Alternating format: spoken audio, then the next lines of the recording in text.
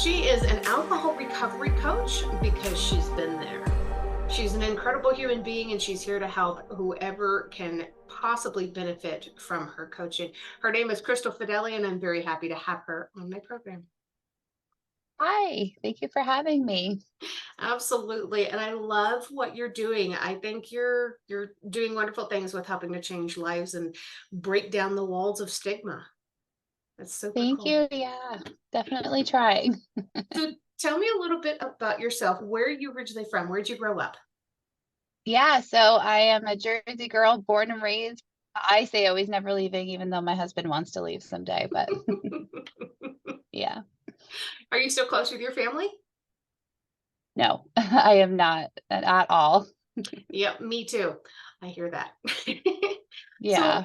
you had to go through some stuff to be able to do what it is you're doing now, and you understand this stuff better than anyone. So tell me, what was the stuff that you had to go through to put you on this path? Yeah, so basically, my story is that I started drinking alcohol just in college because it was the normal socially acceptable thing to do, college parties, drinking games, and they were very fun.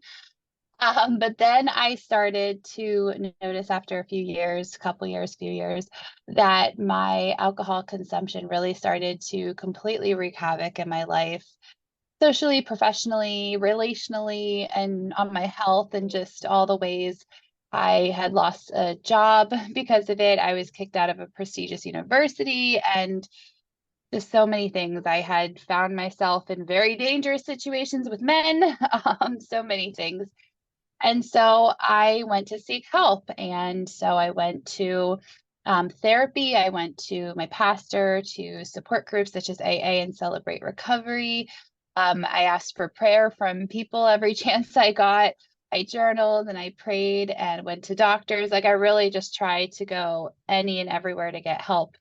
And I could not get help. Everyone told me just one thing and one thing only, that if I wasn't able to moderate my alcohol consumption, that I had to completely be sober, never drink alcohol again for the rest of my life, and through sheer willpower, nothing but sheer willpower.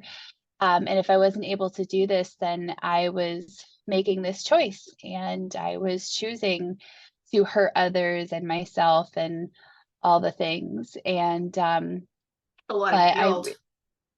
yeah, and that's kind of the way, right? That Yeah. it's dealt with. And so I was so discouraged, and for so many years, because like I really, really tried. Like there was maybe a couple months, maybe 6 months, maybe even a year or so that I was able to actually be sober. But eventually I gave into those obsessive thoughts and strong obsessive cravings for alcohol that would come like all day, every day. Um, and I would just be right back where I was when I left it off. And then one day, it was shortly after I had my first daughter, and I was a single mother, and we had just gotten over, being homeless, which is a whole other story. It had nothing to do with the alcohol stuff, but hence my nonprofit that I started, but to help single moms, help them afford basic necessities. So yeah, but anyway, so I was researching this, and I came across a YouTube video of a TED Talk, and the speaker had claimed that they found the cure to alcoholism. And it's the Sinclair method. Basically, you take 50 milligrams of naltrexone 1 hour before you drink, and basically it can help you moderate your alcohol consumption. And I thought it was like way too good to be true. I'm like, what? You just take a pill and like your alcoholism is cured? I'm like, this is so ridiculous. So I initially discounted it. I totally was just like, whatever. But then I got so desperate. I mean, I was already so desperate, but I was just like, you know what? It's not going to work if I don't try it. So let me try it. And you would think that that would be the happily ever after my story, but it was not. I went to my family doctor and I tried to get this medication, and I told them everything I just told you. And they told me basically, I just don't think you need a medication to help you. Like, you need to keep a drink log. And after you've had a drink or two, just stop drinking. You don't need more. Like, why do you keep drinking? And as if I just hadn't already told them everything I just told you. And so I That's not insisted how on it speaking. works. Oh, I know, but they're the MD, right? So then I insisted on speaking to the clinical director.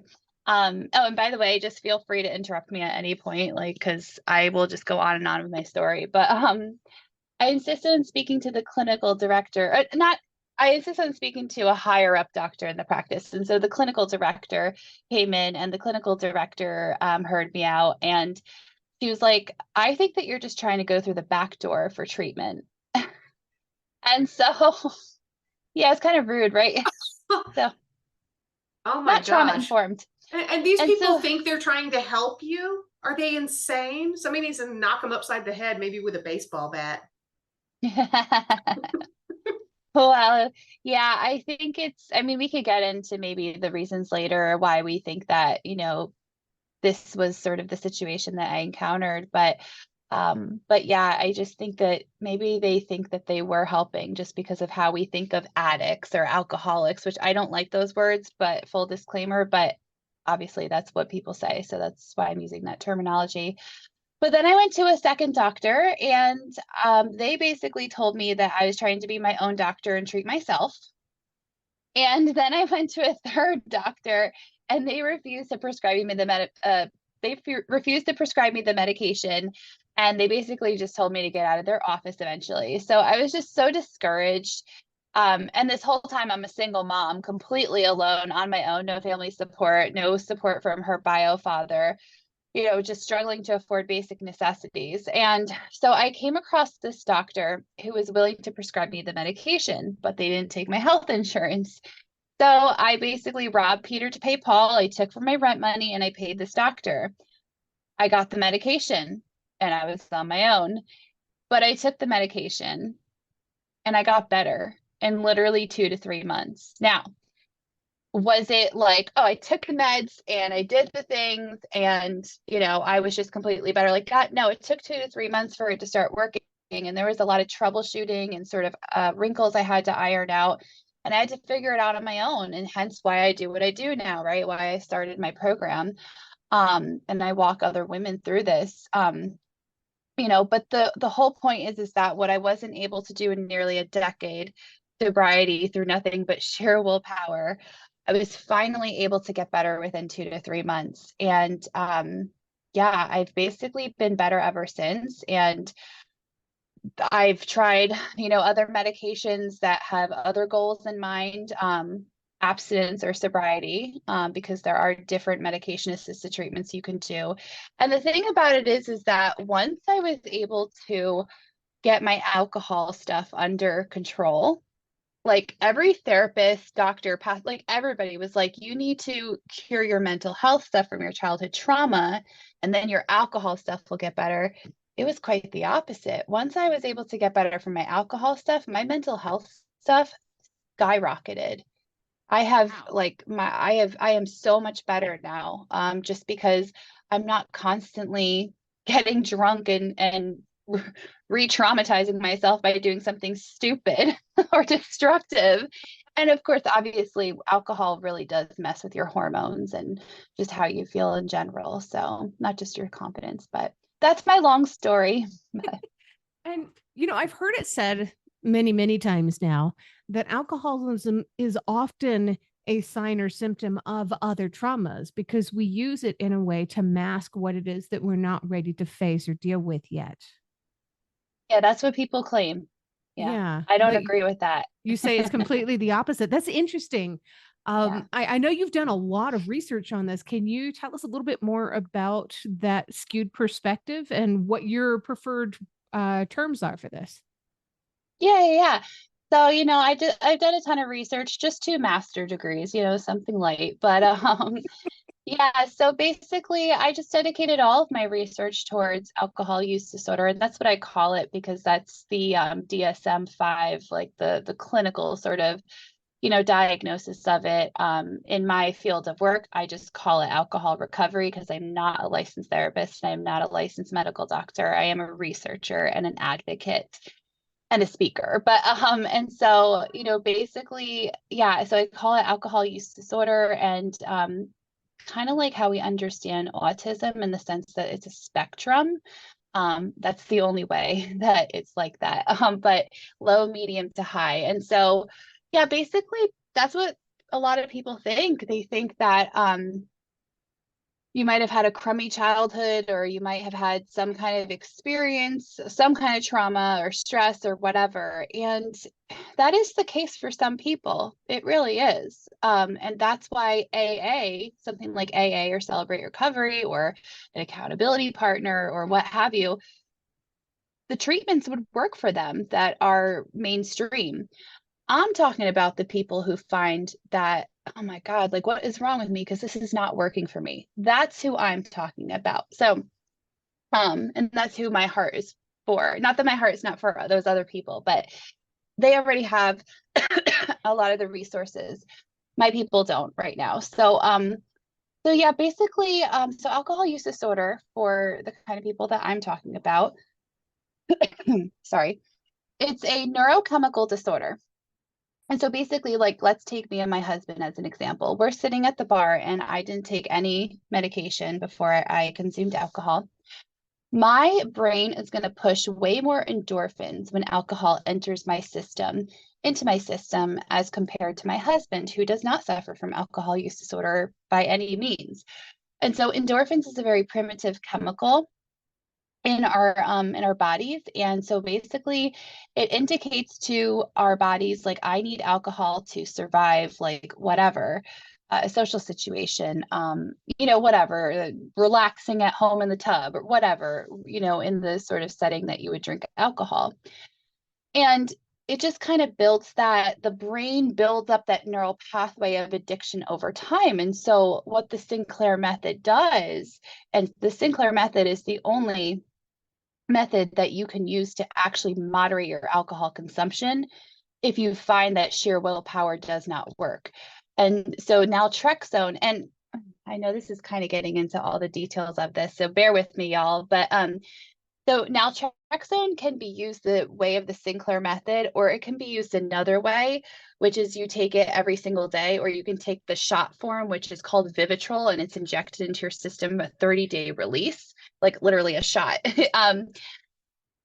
Or you can take the pill every single day. Now, what's different about the Sinclair method is that you only take it 1 hour before you consume alcohol. And so what it does is, naltrexone is an opiate blocker. And so what it does is it sits on the receptor site. So my brain is pushing a ton of endorphins. Remember, we're at the bar, my husband and I, and my brain is pushing a ton of endorphins because I have drank alcohol. My husband, not the same situation. He's good. But if I have naltrexone 1 hour before I consume alcohol, the naltrexone will sit on the receptor sites and it will close the door. So my brain is pushing the endorphins, but there's a door on my receptor sites, and it's not, my brain's not receiving the message that I need alcohol to survive whatever. And so what this means is that if you have built a neural pathway of alcohol use disorder, of addiction, right? Over time, your brain will, that neural pathway will weaken and your brain will unlearn the addiction. I'm so sorry, I'm getting over pneumonia. But, and so, yes, you will unlearn the addiction and you'll, be free. And I think it's 40% of people actually go on to want to be sober because they completely lose interest in alcohol. So it's a pretty powerful thing, and it's something that's not known, but all the clinical trials that were done, here and in the UK, really in our Western world here, they have demonstrated a 79% success rate. 11% were non-medication compliant, which I don't agree with that terminology, but basically that means that they just didn't adhere to using the medication in the way they were supposed to, or whatever, for whatever reason. Like, it's really easy to literally be like, oh, I don't need to take naltrexone. It's okay this one time. I would argue that if you're like me, you can't ever do that, because I got caught in that trap. That's one of the wrinkles, and I was back in full-fledged addiction. It's but anyway, similar so to wrinkle, the same thing yeah. as bipolar medication. A lot of people, when they start to feel evened out, they think, well, I'm nice and even now. I don't have to take this medication anymore. I don't need it anymore. They don't realize that the whole reason that they're there right now is because of the medication. Yeah, thanks for sharing that. I'm not familiar with BPD um, in that sort of detail. So yeah, that's a really good comparison though from what you're saying. Yeah. Yeah, so basically, yeah, and so basically you lose the addiction over time, and or you can just go on and you could just moderate, but you always have to take that naltrexone 1 hour before you consume alcohol. Wow. That is amazing. Have you noticed any kind of like adaptive behaviors that you have now since you've come through all of this? I know it seems silly, but can you explain what you mean by adaptive behaviors? I feel like I should know that. I'm sorry. No, you're good. It's kind of a tough question. The adaptive behaviors would be things like trauma responses that you have, things that you recognize that you're doing that would be an automatic response to an outside source or a trauma trigger or something like that, that you don't necessarily need to do, but you do them anyway, just because it's an automatic reaction. In terms of like when I'm talking about this, like alcohol use disorder, or like with someone who doesn't necessarily agree with me or understand it, like in that kind of context, do you mean? All of those things, or talking to a new client who's dealing with alcoholism, do they ever bring up any kind of like flashbacks or bad memories for you, or make you want to avoid a particular Oh, subject?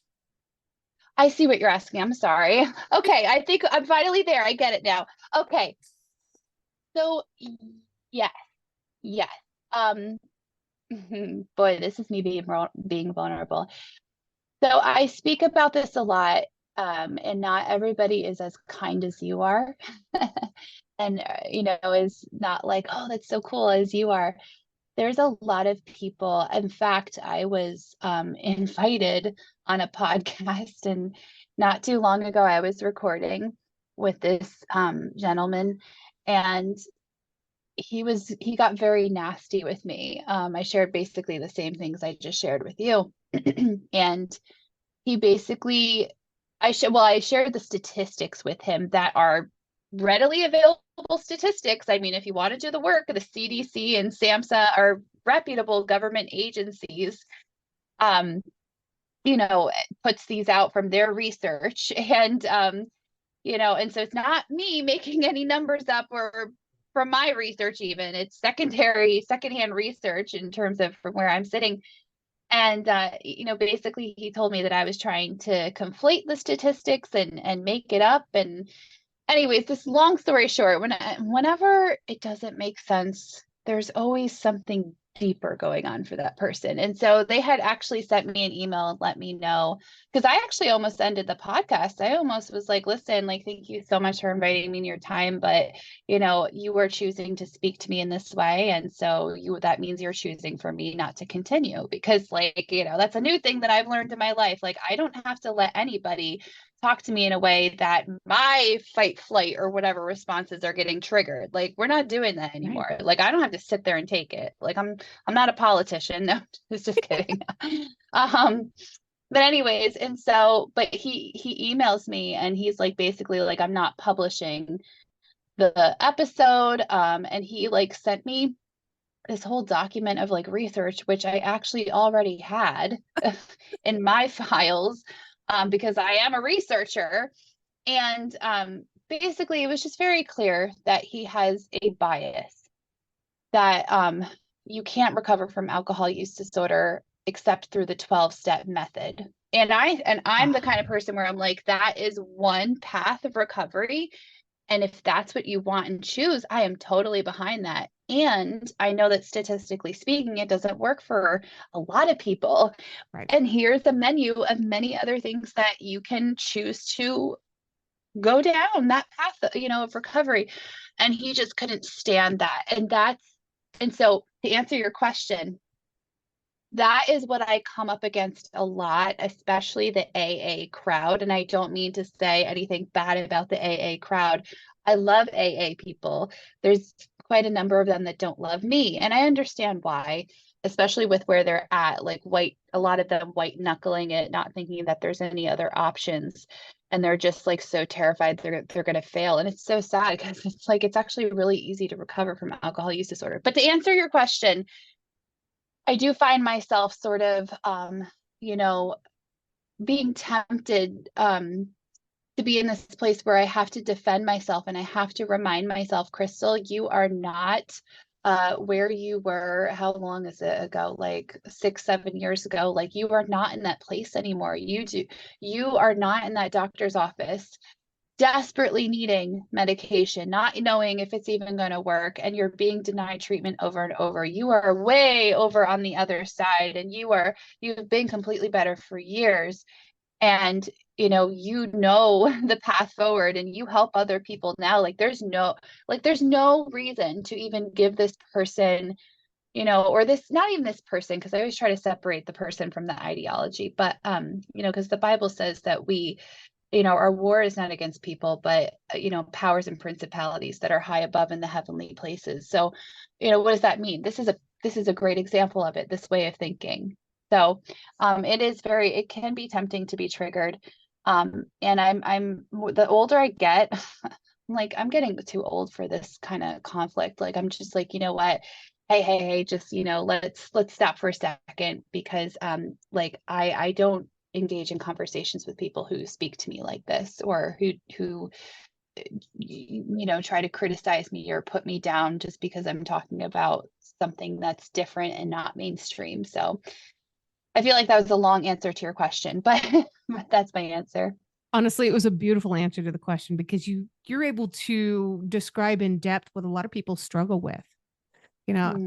I see this all the time, especially doing my podcast, where people like, yeah, I do have adaptive behaviors and I know what they are, but I don't know why they happen. And you can pinpoint that. That is a sign of a fully healed person. And I'm super proud of you. That's amazing. Thank you. Having those healthy boundaries can be one of the most difficult things after surviving any kind of trauma, no matter what degree of trauma it might be. It's amazing. Yeah, it took me so long to get there, but yeah. Yeah. We have the ability to say no, or to set healthy boundaries taken away from us. Yeah. If you don't feel like you have that right, or you have that ability, it's a new muscle that you've never experienced before. How do you learn how to use a new muscle that you never knew was attached to your body? Yeah, totally. And for me personally, alcohol use disorder was not my only struggle. That was, I guess, it was the biggest of my worries until I was able to get treatment. But it was really the least of my worries, if you think about it, because I was a child who was, removed from custody. A parent went to jail. Like, my ACEs score, the Adverse Childhood Experience score, I'm not sure if you're familiar. Are you familiar with ACEs? Yeah, my score is a 9 out of 10. So, Me I too. was oh, yeah, Yeah. I feel you. Yeah, Yeah. my score was a 9 out of 10, physical abuse, emotional, mental, and then sexual abuse. And then on top of that, my mother did not take my side. And so, I was blamed for it. And, just, why would you say something, Crystal? Or, the other one was, you're just lying and trying to destroy the family. I found out from my uncle, because my bio mother died in March of last year. She knew she was dying, apparently. I didn't know, but so that's how much resentment she, kept against me, is that she literally took this to her grave. And she was just so mad that I said something. But apparently, according to my uncle, she told friends that she did believe me. She just didn't know how she would financially support herself. So she stayed with her husband. So yeah, it's been a long time for me to have learned that whole boundaries thing. But after recovering from alcohol use disorder, I was finally able to. Again, mental health healing skyrocketed after that. So Oh, that's so amazing. It's incredible. And I know people can get a hold of you through your website, which is crystalfedeli.com. And you have a very, very beautiful website. So people should go there anyway, just to see the website. I might even add a clip to the video, but it's a pretty nice website. I like your website. And what would they reach out to you for? Are they going to follow you on social media? Or are they going Your adventures? Are they going to reach out to you for help? yeah, so basically, first, I have a gift for your audience, and it's called 3 Ways to Reframe alcohol recovery. So if you go to crystalfedeli.com/3 ways to reframe alcohol recovery, you can get a completely complimentary download, and it discusses just, three different ways to reframe alcohol recovery and just give you kind of some resources. So that's first. And then second, like you totally, if you have tried all the traditional ways, and if it is not working, like if you are still struggling, like you absolutely don't have to. There are providers that are out there. They're a little bit few and far in between, but I know them, I'm connected with them, and I can so help you identify kind of what path to go down and help you connect with all the providers and just make this a really successful journey. Like you literally don't have to do it alone. So I've been there, and I've walked through to the other side, and I've walked so many women successfully to the other side too. So you can schedule, a completely complimentary 15-minute connection call with me. Oh. Very cool. Well, it is that time I ask my very last question of the episode. It's always my favorite question because every answer is always different. What is one thing that you truly love about yourself that's not related to your physical appearance? Well, that's a hard one. I'm just kidding. I'm just kidding. Totally kidding. I love my resilience, and I don't think that I would have been able to find the alternatives to alcohol recovery if I did not have that resilience. But more than that, I just really love the place that God has really helped me to get to, of just having this resilience, but from a place of power, instead of like everything being on top of me and I'm trying to fight to get out. No, me being on top and being queen of my life and being resilient and like pushing forward and deciding like how this goes. Like I'm the one who decides how this goes, and we're going to push, and we're going to push it forward. So yeah, that's what I love about me. If you've enjoyed tonight's episode, please make sure you check out the episode description. You'll find links there on how you can learn more about this guest, links to connect with them on social media, and how to support the podcast. Remember, I don't get paid to do this. My boss is a bit tight-fisted, but I can say that. I work for myself.